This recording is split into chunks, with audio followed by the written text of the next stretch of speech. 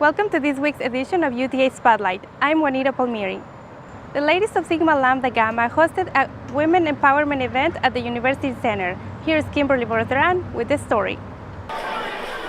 UTA's Sigma Lambda Gamma chapter held its first annual Women Empowerment Women Night at the University Center on campus.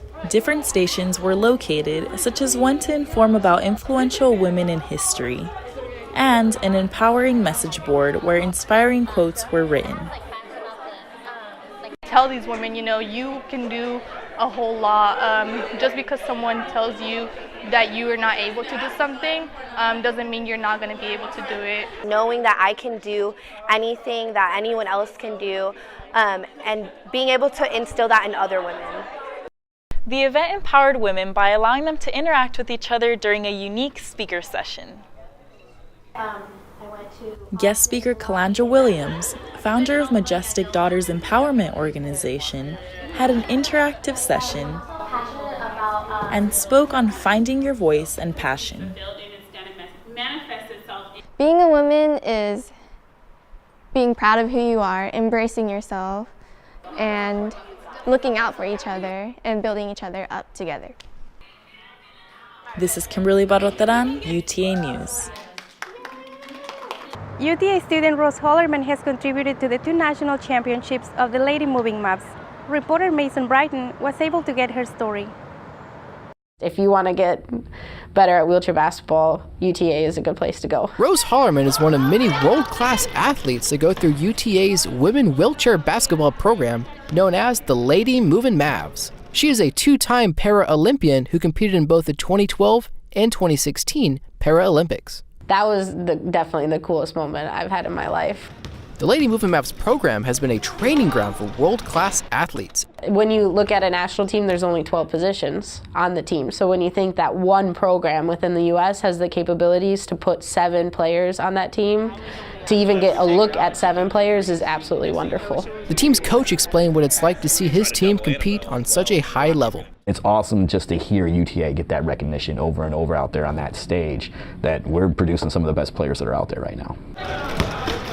When she came to UTA, the Lady Moving Mavs had no athletic scholarships to provide. We didn't have a lot of things for them at that point. We just had a dream. So hers was awarded to her by the men's wheelchair basketball team. If it wasn't for them in the very beginning, we wouldn't even have Rose here. As a Paralympic athlete, Rose sees herself as a role model for people with disabilities and understands the impact that disabled sports have on their lives.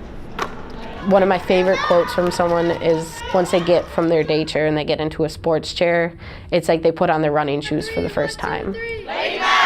Mason Brighton, UTA News. The Lady Mavs came home with a win and a loss in the Women's National Invitational Tournament. Reporter Micah Cole tells us more.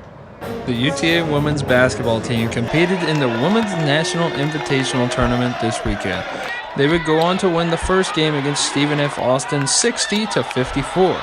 After the game, Coach Gerlich had high praise for point guard Sierra Johnson, who collected 25 points on the night. That's as clutch as it gets. I mean, that's as clutch as it gets. And she has just done that game in and game out. And I just...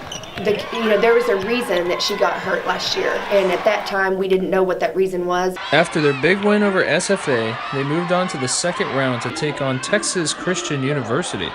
Even after UTA's hard-fought comeback to cut the deficit from 17-4, TCU's size and speed proved to be too much for the Lady Mavs as they fell 71-54.